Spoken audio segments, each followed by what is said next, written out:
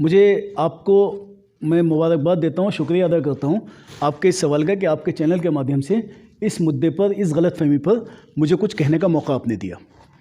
देखिए, सारा देश, सारी जनता जानती है कि न्यायपालिका और राजनीतिक दल अलग अलग होते हैं। अगर आंदोलनों से न्यायपालिका पे असर पड़ने वाला होता तो लालू प्रसाद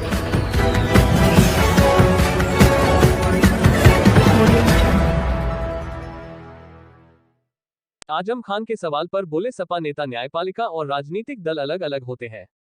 नमस्कार, आप देख रहे हैं सच का प्रतीक यूट्यूब चैनल खबर बुलंद भारत। बरेली से खबर बुलंद भारत के लिए सैयद मारूफ अली की रिपोर्ट। उत्तर प्रदेश के विधानसभा चुनाव के मौसम में रामपुर से सांसद व सपा नेता मोहम्मद आजम खान की रिहाई को लेकर अधिकतर घेरा जाता है, जिस पर आज समाजवादी पार्टी के जिले के पूर्व प्रवक्ता व मौजूदा महानगर उपाध्यक्ष हैदर अली से कुछ राजनीतिक मुद्दों पर चर्चा की गई तो उन्होंने बेबाक अंदाज में जवाब देते हुए कहा, समाजवादी पार्टी को मुस्लिम ही नहीं, हिंदू, मुस्लिम, सिख, ईसाई वोट इसलिए करेगा, दलित, अगड़ा, पिछड़ा वोट इसलिए करेगा क्योंकि जनता को भारतीय जनता पार्टी ने कभी किसी नाम पर ठगाए, कभी किसी नाम पर ठगाए, कभी किसी नारे से ठगाए, कभी किसी नारे से ठगाए। झूठे जुमलों को हिंदू, मुस्लिम, सिख, ईसाई, अगड़े, पिछड़े, दलित, किसान, नौजवान सब पहचान गए, इसलिए सब वोट करेंगे। मुझे आपको मैं मुबारकबाद देता हूँ, शुक्रिया अदा करता हूँ आपके इस सवाल का कि आपके चैनल के माध्यम से इस मुद्दे पर, इस गलतफहमी पर मुझे कुछ कहने का मौका आपने दिया। देखिए, सारा देश, सारी जनता जानती है कि न्यायपालिका और राजनीतिक दल अलग अलग होते हैं।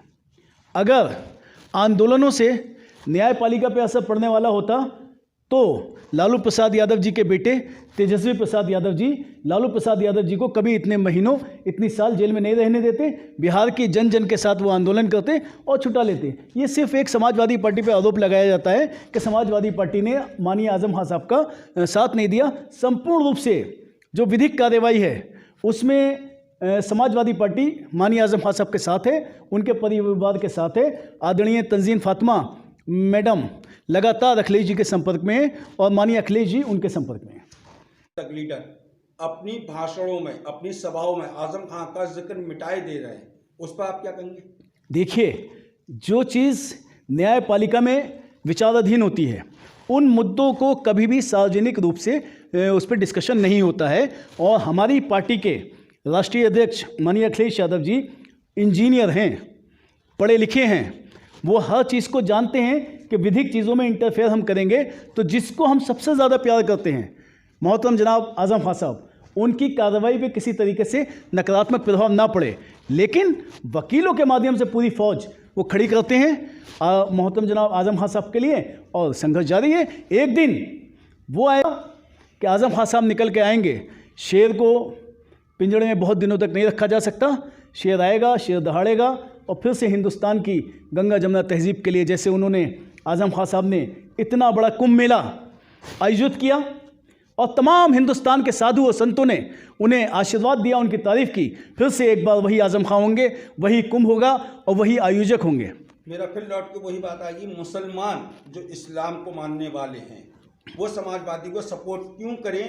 क्योंकि समाजवादी पार्टी ने अभी, जैसे आपके वसीम रिजवी साहब रहे थे, लगातार उन्होंने हमले किए थे मुसलमान कौम पे, उनके नबी पर, उनके कुरान पर, और समाजवादी पार्टी मौन व्रत पे रही लगातार। देखिए, किसी एक पागल कुत्ते के भौंकने से, किसी एक पागल जानवर के भौंकने पर अगर सब समझदार लोग पत्थर मारने लगें तो मैं आपसे पूछना चाहता हूं कि समाजवादी पार्टी के राष्ट्रीय अध्यक्ष ही नहीं, कौन सी ऐसी खानकाह है, कौन सी ऐसी तंजीम है जो उसके खिलाफ निकल कर आई?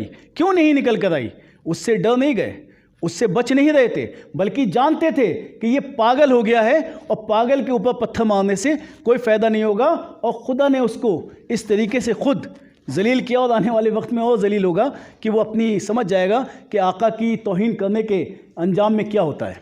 मुस्लिम सिख ईसाई को बिल्कुल गिरावा नहीं मानता, लेकिन जो अपने बाप का नाम बदल ले, जो अपनी बीवी को छोड़ दे, जो अपने बच्चों को छोड़ दे, अब या तो उसको, अगर वो जलील नहीं होता, मैं उसको जलील नहीं कहता, आपकी बात को मैं समर्थन करता हूँ, आपके सवाल का मैं समर्थन करता हूँ, आपका बहुत अच्छा सवाल है। मैं उसको जलील इसलिए कह रहा हूँ कि उसने अपनी बीवी को छोड़ दिया, अपने बच्चों को छोड़ दिया, आदरणीय प्रधानमंत्री जी के मार्ग पर चल दिया और उन बीवी और बच्चों को मुसलमान रहने दिया, खुद हिंदू हो गए और बीवी बच्चों को छोड़कर एक अलग ज़िंदगी बिता ली। क्या रहा उस औरत के नसीब में, क्या रहा उन बच्चों के हाथ में जिनको तूने सिर्फ अपनी राजनीति के लिए तिरंजलि दे दी? ऐसा व्यक्ति सिर्फ और सिर्फ जलील होता है, ख्वार होता है। तो इसका मतलब आपकी बात से ये माना जा सकता है कि प्रधानमंत्री नरेंद्र मोदी का अपनी पति पत्नी का कोई विवाद है? पत्नी के विवाद के लिए पत्नी से एक नहीं, 1 करोड़ एक बहुत सारे लोग अलग होते हैं, परंतु पत्नी को बिना वजह छोड़ने वाला व्यक्ति उचित नहीं माना जाता है, अच्छा नहीं माना जाता। जो आप वोट करें। फिर मैं आपको आपके सवाल के लिए मुबारकबाद देता हूँ।